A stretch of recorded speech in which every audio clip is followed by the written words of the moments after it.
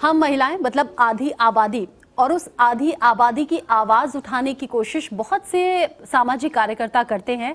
ऐसी ही एक social worker जो 1-2-3 साल से नहीं बल्कि पूरे 30 साल से महिलाओं के लिए आवाज उठाने का काम कर रही हैं। हमारे साथ हैं गुजरात के सूरत से बिलोंग करने वाली गीता श्रॉफ जी। गीता जी, बहुत स्वागत है आपका। Thank you. आप बहुत लंबी दूरी तय करके यहाँ दिल्ली आई हैं और आपके बहुत से अनुभव हैं। जब मैंने आपके बारे में जाना कि आप 30 साल से ये समाज सेवा का काम कर रही हैं, तो मुझे लगा कि क्यों ना आप हम महिलाएं की गेस्ट के तौर पर आएँ और अपना अनुभव हमारे दर्शकों के साथ साझा करें, क्योंकि आजकल तो बड़ा चलन है NGO का, समाज सेवा के बारे में लोग जानने लगे हैं, युवा इसमें इन्वॉल्व होने लगे हैं। लेकिन आज से 30 साल पहले आपको कैसे ख्याल आया कि आपको समाज सेवा करनी है और वो भी महिलाओं के लिए आपको आगे आना है? Thank you. मुझे एक्चुअली तो ये तक दी यहाँ ये प्लेटफॉर्म दिया, पर मैं ये मानती हूँ कि जो आपने प्रश्न पूछा उसका बहुत सिंपल आंसर ये है कि पहले तो मैं खुद महिला हूँ, मैं स्त्री हूँ, तो मैं खुद समझ सकती हूँ। और मैं जिस समय की बात कर रही हूँ 1960s से लेके अब तक में, तो वो समय पे महिलाओं की परिस्थितियाँ इतनी जो अब देख रहे इतनी अनुकूल परिस्थिति और वातावरण नहीं थे। तब मैं बहुत देखती थी, डोमेस्टिक वायलेंस भी देखती थी, बेटियां एक घर में 5-5, 7-7, 11-11 बेटियों का जन्म, और सिर्फ वेट इसलिए कि एक बेटा आएगा उसके बाद। वो समय की बात कर रही हूँ, इसलिए मैं महिलाओं को ज़्यादा समझ सकती हूँ, क्योंकि मैं खुद 1/3 मेरे माता पिता की अनवांटेड गर्ल चाइल्ड हूँ। तब टेक्नोलॉजी अगर इतनी पावरफुल होती तो मैं जन्म ही न ले सकती। थैंक्स कि वो टाइम इतनी टेक्नोलॉजी नहीं थी, तो मेरा जन्म तो हो गया। तो पर मैं महिलाओं को समझ सकती इसलिए हूँ क्योंकि मैंने मेरी माँ को भी देखा है कि जो 3 बेटियों को जन्म देती है उसकी लाइफ में भी कितने स्ट्रगल्स होते हैं। वो समय की महिलाओं के लिए जो जेंडर डिस्क्रिमिनेशन होता था कि भाई को पहले ये मिलना चाहिए, एजुकेशन में भी अगर पैसे की कमी है तो पहले फोकस बेटा होता है, फिर बेटियों को अगर पैसे बचते हैं और ये है, तो ये सब देखती थी। तो बचपन से ही मेरे अंदर ये था कि मुझे महिलाओं के लिए कुछ करना है।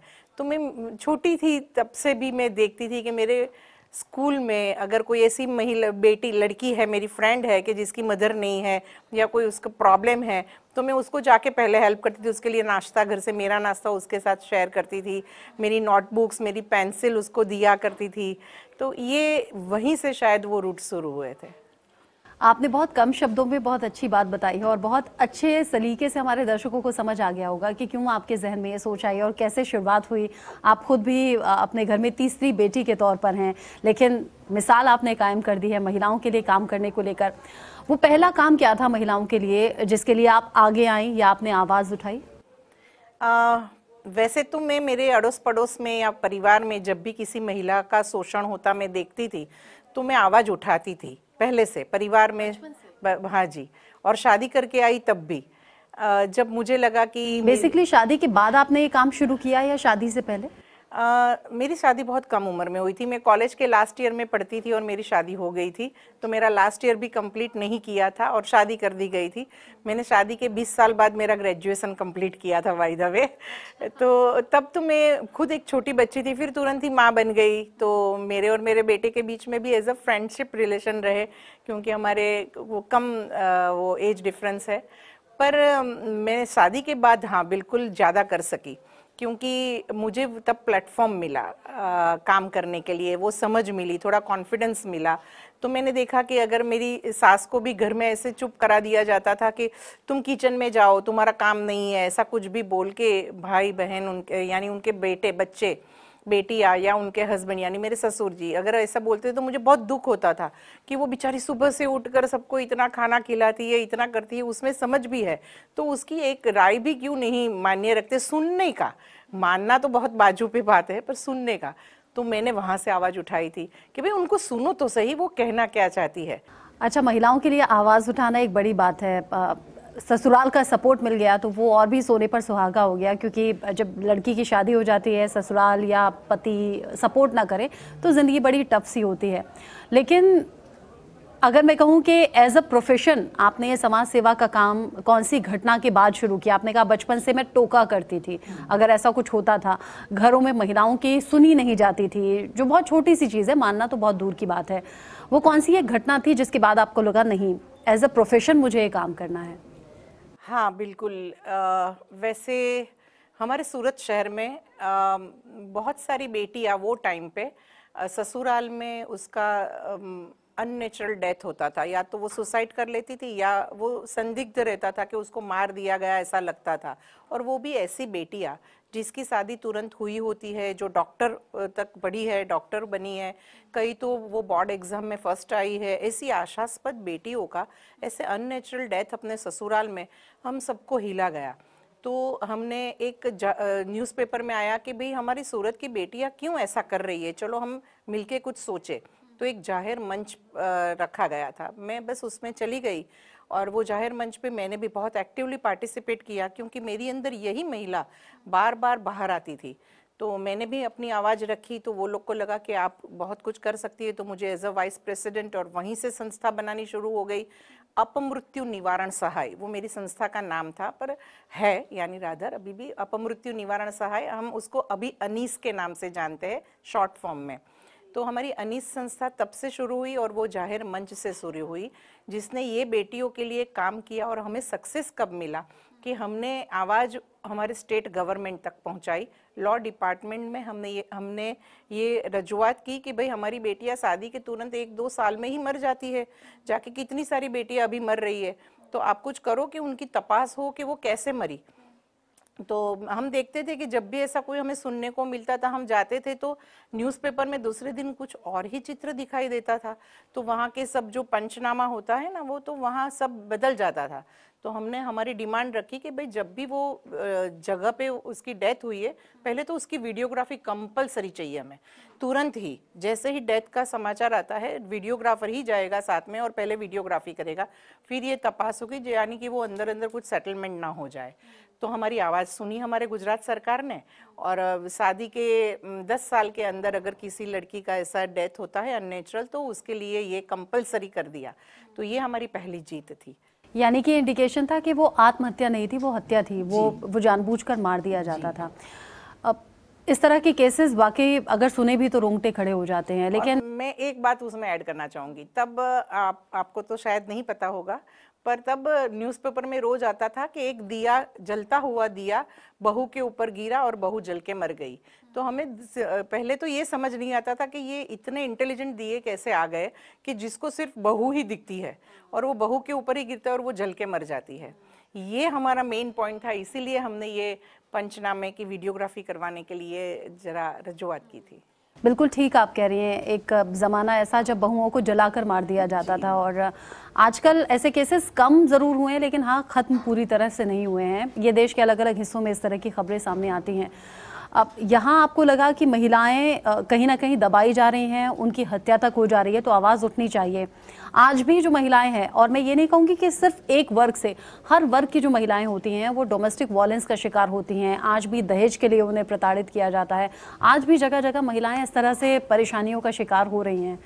आपकी ऑर्गेनाइजेशन क्या इन सभी चीज़ों को कवर करते हुए महिलाओं की हेल्प करती है?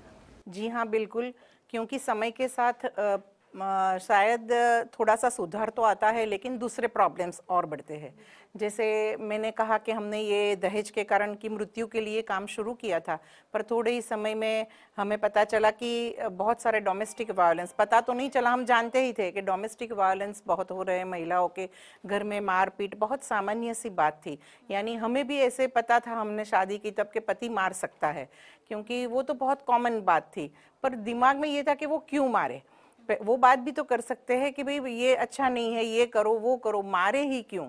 तो जब रिंकी भट्टाचार्य यानी बासु भट्टाचार्य जी की वाइफ, जो उनके साथ डोमेस्टिक वायलेंस हुआ था, तो वो बाहर आई थी और उन्होंने आवाज़ उठाई थी। उन्होंने एक डॉक्यूमेंट्री फिल्म बनाई थी, जिसमें वो समय की बहुत ही जानी मानी एडवोकेट हाईकोर्ट की, उन्होंने भी बाहर आके अपनी आवाज़ जोड़ी थी। और वो documentary film behind the close doors, ये डॉक्यूमेंट्री फिल्म लेके वो मुझे मिले थे और रिंकी जी ने कहा था कि गीता जी आप इतना काम कर रही हो, तो आप ये भी काम साथ में जोड़ लो। और हमने शुरू किया था डोमेस्टिक वायलेंस के अगेंस्ट आवाज़ उठाना। तो हम घर घर जाते थे, नॉक करते थे, हमें अड़ोस पड़ोस से जानकारी मिलती थी। तब मोबाइल नहीं था, तो हमें लोकल लैंडलाइन पे फ़ोन आता था कि यहाँ बाजू में बहुत मारपीट हो रही है।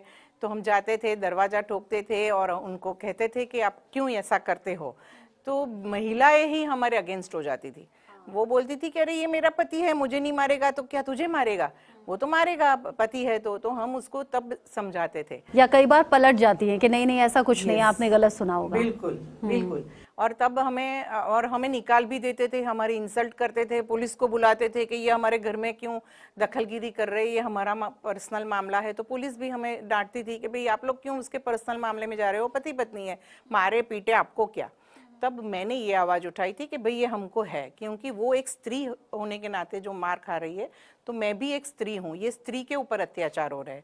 अगर वो सहती है तो यानी कि दूसरे पुरुषों को लगेगा कि हम हमारी स्त्रियों को भी मार सकते हैं।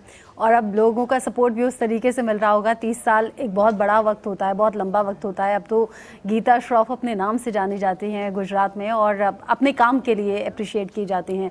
गीता जी, एक तो होता है महिलाओं के सपोर्ट में आगे आ जाना, एक होता है कि अकेले भाई मैं क्या क्या करूं, कैसे करूं, क्योंकि अगर आप किसी महिला की हेल्प करने के लिए आगे जाते हैं और पुलिस का इन्वॉल्वमेंट होता है, एफआईआर करनी है, कौन कौन सी धाराएं लगी, कहीं कुछ मिस तो नहीं हो गया, कहीं पुलिस मिसगाइड तो नहीं कर रही है। कई बार ऐसे भी केसेस होते हैं कि बस आपस में समझा दिया जाए, उन्हें काउंसलिंग उनकी अच्छे से कर दी जाए तो भी मामलों के निपटारे हो जाते हैं। अकेले तो ये सब संभव नहीं होगा, अकेले से शुरुआत जरूर की होगी। आज कितने लोगों को साथ लेकर चल रही हैं? मेरी काउंसलिंग टीम में 30 से 35 लोग हैं, हमारे अनीस की टीम में। जो हमारी ये मानद सेवा है, हम एक भी रुपया चार्ज नहीं करते, इतने सालों में कभी नहीं किया, हमारी फ्री है ये सेवा, सब अपनी सेवा देने आते हैं। और अब हमने एक युवा टीम शुरू की है, क्योंकि अभी हमारे में सब सीनियर सिटीजन हो गए हैं, तो हमने भी ये नेक्स्ट जनरेशन को ये सौंपना है, अच्छे से काम वो करते रहे, समाज को अच्छे से बनाए रखे। तो हमारे साथ एक युवा टीम जुड़ी है जो IUV वो नाम लेके आगे बढ़ रही है, अनीस युवा टीम। और एक टीम और जुड़ी है, वो है हमारे निवृत्त फौजी, उनकी हमने टीम बनाई है और वो है एक भारत के नाम से, अनीस फौजी एक भारत। तो ये हमारे साथ सब जुड़े हुए हैं। अच्छा, पूरे गुजरात में काम करते हैं ये 35 लोग? जी हाँ, जरूरत पड़ी तो हम गुजरात के बाहर भी जाते हैं। अच्छा जी, तो लोगों के कॉल्स आते हैं? बिल्कुल, और सिर्फ भारत से ही नहीं, भारत के बाहर से भी आते हैं। अच्छा, ये तो बड़ा अचीवमेंट है आपके लिए। आपने कहा कि आप महिलाओं के लिए आवाज़ उठाने का काम करने से शुरू किया, लेकिन फिर वहीं तक आपकी लिमिटेशंस नहीं रहीं। आपने सोचा कि जो महिलाएं अपने पाँव पर खड़ा होना चाहती हैं उन्हें आप अलग अलग फील्ड में ट्रेनिंग भी देंगी, उन्हें उनके पाँव पर खड़ा करने में आप मदद भी करेंगी। कैसे ये सब मैनेज हो पाया? क्योंकि मैंने फिर कहा कि अकेले शुरुआत करना, और अभी जो आपने कहा 1 रुपया भी हम चार्ज नहीं करते, फंड कहाँ से आता है फिर इन सब के लिए? हाँ, ये सबसे बड़ा प्रॉब्लम सबको लगता है, फंड। एक्चुअली हम सबके नज़र में यही होता है, समझ में भी वही आया है कि हम पैसे हो तो ही काम कर सकते हैं। पर हमने ये प्रूव करके दिखा दिया, हमें पैसे की ज़रूरत कहाँ पड़ती है। हमें तो मुफ्त में हमारे घर से सिर्फ निकलना है, वहाँ बैठ के हमारा समय देना है, हमें काउंसलिंग करना है, पुलिस की हेल्प हमें मिल जाती है तो वो ले लेते हैं, किसी और एक्सपर्ट्स की हेल्प लेनी है तो हम उनको रिक्वेस्ट करके उनकी हेल्प ले लेते हैं, वापस हमारे घर आ जाते हैं। बहुत बहुत तो फ़ोन का चार्ज हमें तब ज़्यादा लगता था, क्योंकि तब इनकमिंग कॉल भी 20 रुपीज़ था, मोबाइल जब शुरू हुआ तब, और जब नहीं था तब लैंडलाइन के। तो वो खर्चे हम लोगों ने कहा कि हम कोई दान धर्म नहीं करेंगे, हम सब संकल्प लेते हैं जुड़ने से पहले कि हम जो भी ये काम कर रहे हैं वो हम खुद अपने लिए कर रहे हैं, ना कि समाज के लिए। क्योंकि हमें मिल रहा है एक सेटिस्फेक्शन, और एक मानव जीवन मिलने के बाद हम जो अच्छा काम करते हैं वो सेटिस्फेक्शन ही हमें हमारे अंदर ऊपर उठाती है। यानी कि जो महिलाओं को ट्रेनिंग मिलती है अलग अलग चीज़ों की, वो भी फ्री में ट्रेनर सिखा कर जाते हैं? बिल्कुल। और जब हमें बाहर से किसी को बुलाना होता था तो हमें टिकट का पैसा देना पड़ता था।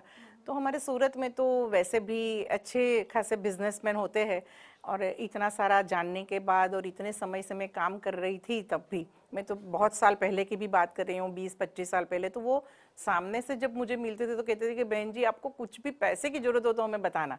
तो मैं कहती थी हाँ बिल्कुल बताऊंगी, क्योंकि पैसे में लूंगी तो हिसाब रखना पड़ेगा, तो वो झंझट में पड़ना नहीं था। तो हम लोग ने ऐसा शुरू किया कि जब हमें बाहर से किसी को लाना होता था तो हम उनके वो नाम लिखे होते थे जिन्होंने कहा होता है कि हमें पैसे की ज़रूरत होगी तो बताना, तो हम उनको फ़ोन करते थे कि सर आपने वो बताया था तो अभी ऐसे एक आ रहे हैं तो इसका खर्चा, हाँ हाँ वो हो जाएगा। तो उनकी ऑफिस से उनकी टिकट का आने जाने का, खाने पीने का, रहने का, बस, तो हमें और क्या चाहिए। तो पैसे की जरूरत इसीलिए हमें इतने सालों तक नहीं पड़ी, क्योंकि सूरत में जब भी ऐसे पैसे की जरूरत पड़ी तो वो स्पॉन्सर खुद अपने खर्चे पे सब कर देते थे। इसके लिए बड़ा दिल होना ज़रूरी है और मुझे लगता है गुजरात में बहुत से लोगों का दिल बड़ा है और इस बड़े दिल के साथ लोग आगे आते हैं। पर एक मिनट, गुजरात में जो बड़े दिल वाले हैं वो भी आए तो यहाँ वहाँ से ही है, दिल्ली से भी बहुत लोग वहाँ आए हुए हैं और वो लोग भी इतना इसमें सपोर्ट करते हैं। क्यों? क्योंकि एक्चुअली मैं मानती हूँ कोई ऐसा करने वाला भी होना चाहिए जिसके ऊपर आप ट्रस्ट रख सको कि आपके पैसे सही जगह पे जा रहे हैं। ये अगर आप करते हैं तो बिल्कुल, देने वाले तो बहुत है, लंबी कतारें खड़ी है सच्ची में। जिस ट्रेनिंग का आपने जिक्र किया, आप बताएंगे दर्शकों को कौन कौन सी ट्रेनिंग होती हैं, क्या क्या सिखाया जाता है महिलाओं को, और जब वो पैरों पर खड़ी हो जाती हैं वो एहसास क्या होता है? जी, पहले तो मैं ये बताऊंगी कि मैं ट्रेनिंग पहले तो हमारे जो टीम वर्कर्स हैं उनके लिए रेगुलर अपडेट ट्रेनिंग रखते हैं।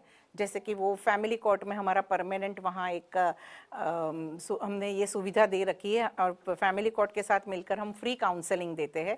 2007 से शुरुआत हुई थी सूरत में फैमिली कोर्ट की, तब से लेके आज तक 2023 चल रहा है। रेगुलर हमारे काउंसलर वहाँ हर रोज जाते हैं और जो भी केस होते हैं डिवोर्स के या जो भी भरण पोषण के या जो भी वो केस में वो काउंसलिंग का काम करते हैं। और काउंसलिंग मानद होती है, पर ये लोग को ट्रेनिंग तो देनी पड़े, लॉ की भी साथ में थोड़ी काउंसलिंग की, फिर नए नए समय पे नए नई ऐसी चीज़ों का टेक्नोलॉजी का जो उपयोग करना होता है, तो वो चीज़ों की ट्रेनिंग सबसे पहले हम हमारे जो भी काउंसलर्स टीम है ये सबको देते रहते हैं। और वो हमें देने के लिए बहुत सारे डॉक्टर्स और ये सब भी आगे आए हैं, सूरत के बहुत सारे एडवोकेट्स, जजेस, इवन वो लोग भी ये फ्री में ट्रेनिंग हमें अरेंज करके दे देते हैं। और दूसरी ट्रेनिंग जो महिलाओं को हमें एक स्वावलंबी बनाना है, जो हम कहते हैं, तो हम उनको स्वावलंबी बनाने के लिए हमारे दूसरे बहुत सारी ऐसी संस्थाएं हैं सूरत में, महिला संस्था जिसके साथ हमारा कोऑर्डिनेशन है, हम जुड़े हुए हैं। तो वो सब महिला संस्थाओं में हम उनको भेज देते हैं कि ये यहाँ उनको पगभर बनाने के लिए जो तालीम देनी है वो। फिर सरकारी योजनाएं, मोदी जी ने सबसे बहुत अच्छा काम किया, वो गुजरात में जब थे चीफ मिनिस्टर, तब भी उन्होंने बहुत अच्छी अच्छी ऐसी योजनाएं महिलाओं को पगभर बनाने के लिए, और खास करके विधवा सहाय, वो भी बहुत बड़ी काम हमें आती है राधर अभी तक। तो हम वो उसके अंडर उन लोगों को ट्रेनिंग देके उनकी मार्केट हम तैयार करते हैं। हम ऐसा एग्जीबिशन या करते हैं, फिर दिवाली के समय या ऐसे ओकेजन पे हम सब कॉरपोरेट कंपनीज और उनको कहते हैं कि आप इनकी चीज़ें खरीदो और फिर आप इसको डिस्ट्रीब्यूट करो। और ये ट्रेंड अभी सूरत में बहुत अच्छा चल रहा है। मैंने एक कामधेनु योजना भी आपके बारे में पढ़ी थी और मुझे ये पढ़कर हैरानी हुई कि आजकल हम कहते हैं कि ऑनलाइन का बड़ा ज़माना है और बड़े ऐसे ऐप्स शुरू हो गए हैं कि घर का कोई भी काम कराना है, प्लम्बर से लेकर इलेक्ट्रीशियन तक, तो एक फ़ोन कॉल पर वो आ जाते हैं। लेकिन आपने ये सालों पहले शुरू कर दिया था, सोच कहाँ से आई और कैसे इससे महिलाओं को रोज़गार मिला? आपको अच्छा याद आया, मैं भूल गई थी। एक्चुअली ये बहुत पुरानी बात है, 1992 की है शायद।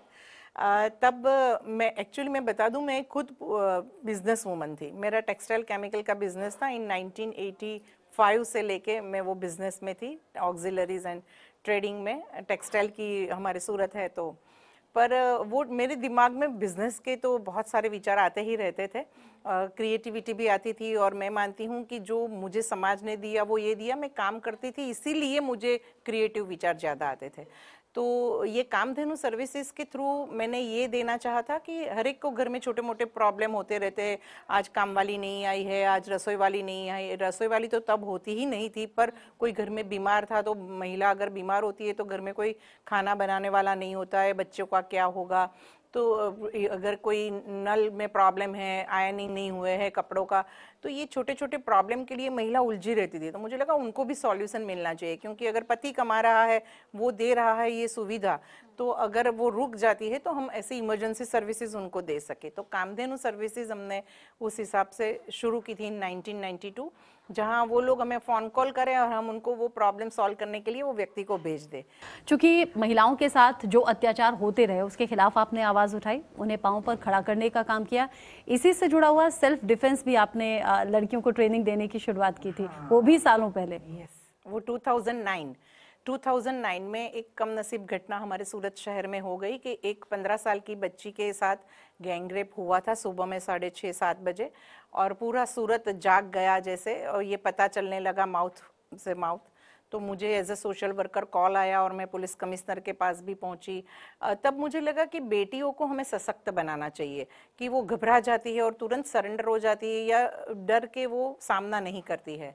तो मैंने तुरंत ही, क्योंकि बाकी दूसरी बेटियां ये सुनकर, सूरत में ये नहीं हुआ था गैंग रेप तब तक, तो बहुत डर गई थी, घबरा गई थी। ये निर्भया केस के भी पहले की बात है, 2009 की। तो बाकी लड़कियां इतनी घबरा गई थी कि हमें स्कूल और कॉलेज में जाके बेटियों को कहना पड़ा कि आप निश्चिंत हो जाओ, डरो मत। माताएं अपनी बेटियों को बाहर निकालना बंद कर दिया था। तो हमने सेल्फ डिफेंस का एक शुरू करवाया। हमारे ही युवा टीम का एक है पामीर शाह करके, जो वार्डा ट्रेनर था, और वो यूएस से ये ट्रेनिंग लेके आया था, जो किसी को पता ही नहीं थी। वो मुझे पता था कि वो women's against rape and domestic abuses, वो एक ट्रेनिंग होती है यूएस में, वो ये लेके आया था। वो सर्टिफाइड ट्रेनर था। तो मैंने उसको पकड़ा कि तुम ये कर सकते हो बेटा, तुम तो इंजीनियर भी हो और तुम अपने बिजनेस में तो हैप्पी हो, तो ये सोसाइटी की बेटियों के लिए ये कर सकते हो। तो उसने तुरंत आगे आया। हमने लाखों बेटियों को वो दिन से लेके आज तक 2023 तक फ्री सेवा, फ्री सर्विसेज में बेटियों को ही नहीं, पूरी महिलाओं को, जो भी महिला आना चाहती है उनको हम फ्री ट्रेनिंग उसमें देते हैं सेल्फ डिफेंस की। अभी चूंकि हम प्रोग्राम के अंतिम पड़ाव पर हैं और आपने जिक्र किया उस वक्त का जब गुजरात में मुख्यमंत्री के तौर पर थे नरेंद्र मोदी, अब तो चूंकि देश के प्रधानमंत्री बन चुके हैं। एक महिलाओं के लिए आप काम करती हैं, एक मोदी सरकार ने काम किया है महिला आरक्षण बिल लाकर, इस पर क्या कहेंगी?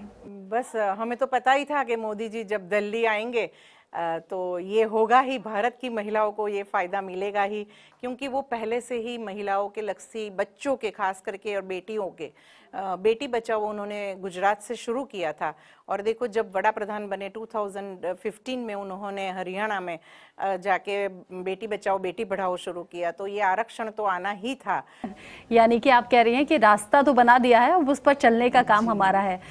गीता श्रॉफ जी, बात तो बहुत सी हैं लेकिन टाइम ये इशारा कर रहा है कि अभी हमें प्रोग्राम खत्म करना होगा। तो हम महिलाएं के जो दर्शक हमारे साथ जुड़े हुए हैं, खासतौर से आधी आबादी हम महिलाएं, उनके लिए आपका मैसेज क्या होगा?